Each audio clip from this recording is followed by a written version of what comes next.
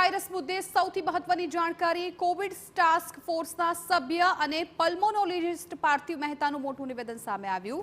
રાજ્યમાં વરસાદ અને ઠંડી વધશે તો કેસો પણ વધી શકે છે તેવું કહેવામાં આવ્યું છે। તેમના દ્વારા એચએમપીવીને અનુકૂળ વાતાવરણ મળતા પ્રકાશમાં આવ્યો। ઇમ્યુનિટી સિસ્ટમ નબળી હોવાથી બાળકો સંક્રમણનો શિકાર વધુ બને છે। કોરોના પહેલા 2001માં એચએમપીવી વાયરસ અસ્તિત્વમાં આવ્યું હતું। નવા વાયરસથી ગભરાવાની જરૂર નથી, કાળજી રાખવાની જરૂર છે। ખોટી અફવાઓમાં ન આવશો, લક્ષણો દેખાય તો ડોક્ટરની સલાહ લેવી જરૂરી છે। કોવિડમાં કેળવેલ આદતો પુનઃ અપનાવવાની જરૂર। બાળકોને વાલીઓએ વધુ ભીડભાડવાળી જગ્યા પર જવાનું ટાળવું જોઈએ। 1.5 વર્ષ સુધીના બાળકોને વાયરસની અસર થવાની શક્યતા વધુ છે। ઓછી રોગ પ્રતિકારક શક્તિ ધરાવતાને ફેફસામાં ન્યુમોનિયા કરી શકે છે। ચાઇનામાં હાહાકાર મચાવનાર એચએમપીવી વાયરસના કેસીસ હવે ભારતમાં પણ જોવા મળી રહ્યા છે। કર્ણાટક બાદ હવે ગુજરાતમાં પણ એક કેસ સામે આવ્યો છે। ત્યારે આ વાયરસ કેટલો ઘાતક સાબિત થઈ શકે છે એ સંદર્ભની અંદર વાતચીત કરવા માટે આપણી સાથે રાજ્ય સરકારની કોવિડની જે ટાસ્ક ફોર્સની ટીમ હતી એના મેમ્બર અને પલ્મોનોલોજિસ્ટ ડોક્ટર પાર્થિવ મહેતા જોડાયા છે। એમની સાથે વાતચીત કરીએ। સર, કેટલો ઘાતક આ વાયરસ છે અને જ્યારે એન્ટ્રી એને લઈ લીધી છે ગુજરાતમાં અને ખાસ તો અમદાવાદમાં, તો ડરવાની કેટલી જરૂર? સૌથી પહેલાં તો TV9ના માધ્યમથી બધા દર્શકોને જણાવીએ કે ડરવાની કોઈ જરૂર નથી। આ વાયરસ પૃથ્વી ઉપર કોરોનાથી પહેલાં આવેલો વાયરસ છે અને આ શિયાળાની ઋતુમાં દરેક વાયરસને ફેવરેબલ વાતાવરણ મળે એટલે એ પોતે આપણને ઇન્ફેક્શન આપતા રહે છે।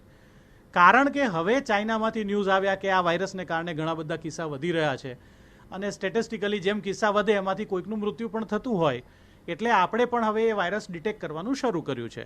એટલે કે છીંડીએ ચડ્યો એ ચોર, બાકી આ ચોર જૂનો છે અને આપણને જાણે રિફ્રેશર કોર્સ કરાવવા આવ્યો કે કોવિડમાં જે આપણે સારી આદતો લીધી હતી, માસ્ક પહેરવો, હેન્ડવોશ કરવું, ડિસ્ટન્સિંગ રાખવું, એ ભૂલી ગયા છીએ। શિયાળાની ઋતુ છે એટલે આ વાયરસના કિસ્સા આવે છે।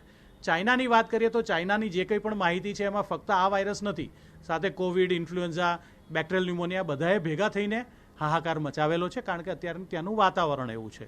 આપણું આ વાતાવરણ વાયરસને ખૂબ ફેવર કરે એવું અત્યારે જણાતું નથી, પણ કદાચ વરસાદ પડી જાય, ઠંડી વધી જાય તો સ્વાભાવિક રીતે હવાથી ફેલાતા વાયરસ, જેને રેસ્પિરેટરી વાયરસીસ કહેવાય, એમાં ફક્ત આ એક જ વાયરસ નહીં, RSV ગણાય, ઇન્ફ્લુએન્ઝા ગણાય, આપણો પડેલો કોવિડ ગણાય, એટિપિકલ ન્યુમોનિયા, બધા જ કિસ્સા વધશે।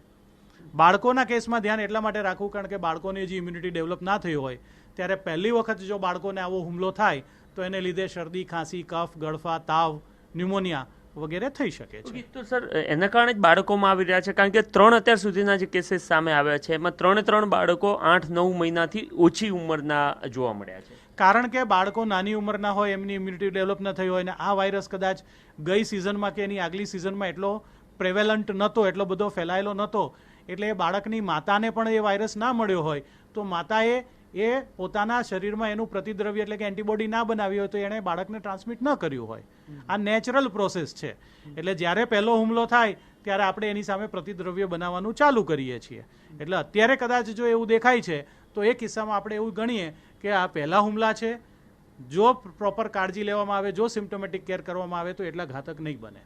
ઓકે, તો માતા પિતાઓએ શું કંઈ આની અંદર કાળજી રાખવી જરૂરી છે અને કેટલા મહિના કે કેટલા વર્ષ સુધીના બાળકોને આ વધારે ટાર્ગેટ કરી શકે આપના અભ્યાસ મુજબ? જનરલી એવું કહેવાય કે 1 વર્ષ કે 1.5 વર્ષ સુધીના બાળકોમાં આ બધા કિસ્સાઓની સ્ટેટિસ્ટિકલી શક્યતાઓ વધારે રહેલી છે અને જો એ કિસ્સા ગંભીર થાય તો કદાચ કોઈકને વધુ તકલીફ થાય એવી શક્યતા રહી છે। જેમ બાળક મોટું થતું જાય, ઇમ્યુનિટી ડેવલપ થતી જાય, પછી આમાં કોઈ શક્યતાઓ દેખાતી નથી। તો ડઝ ને ડૂઝ શું કંઈ હોઈ શકે? સૌથી પહેલું તો મારું બાળક નાનું છે, 1 વર્ષથી 1.5 વર્ષથી નાનું છે, તો હું બને ત્યાં સુધી મેળાવડાઓમાં કે વધારે ગીચ જગ્યાઓમાં હમણાં જવાનું ટાળું। એને જો શરદી થઈ હોય, એને જો કફ થયો હોય, એને જો તાવ આવતો હોય, એને જો રડવાનું બહુ ચાલુ રહે, શ્વાસ ચડતો હોય તો હું પીડિયાટ્રિશિયન પાસે પહોંચી જાઉં અને પીડિયાટ્રિશિયનને જો સસ્પિશન લાગે કે આમાં વાયરસ માટેના ચેક કરાવવાના છે તો એ કે બધી ટેસ્ટ કરાવીએ અને PCR ટેસ્ટ ઉપર આ વાયરસ પણ પકડાઈ જાય છે।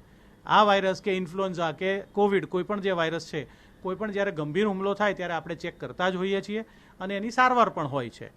પેનિક નહીં કરીએ, જાગૃત રહીશું, વહેલી સારવાર માટે પહોંચી જઈશું તો કોઈ જ ચિંતા કરવાની જરૂરત નથી। તો નિષ્ણાતોનું જણાવવું છે કે આ વાયરસ લગભગ 2 દાયકા કરતાં પણ વધારે જૂનો છે અને રિફ્રેશ થઈને આ વાયરસ, કારણ કે છેલ્લા કેટલાક સમયગાળામાં જોવા મળતો ન હતો, પરંતુ જે પ્રકારે કોવિડમાં આપણે તમામ લોકોએ જે આદતો કેળવી હતી એ આદતો જારી રાખવી ખૂબ જરૂરી છે. અને નાના બાળકોમાં ઇમ્યુનિટી જે છે એ સ્ટ્રોંગ ના હોવાને કારણે એમને વધારે ટાર્ગેટ કરે છે અને એ સ્થિતિમાં ખૂબ કાળજી રાખવી જરૂરી બની છે. કેમેરામેન અરવિંદ સોલંકી સાથે નરેન્દ્ર રાઠોડ, TV9 અમદાવાદ. અને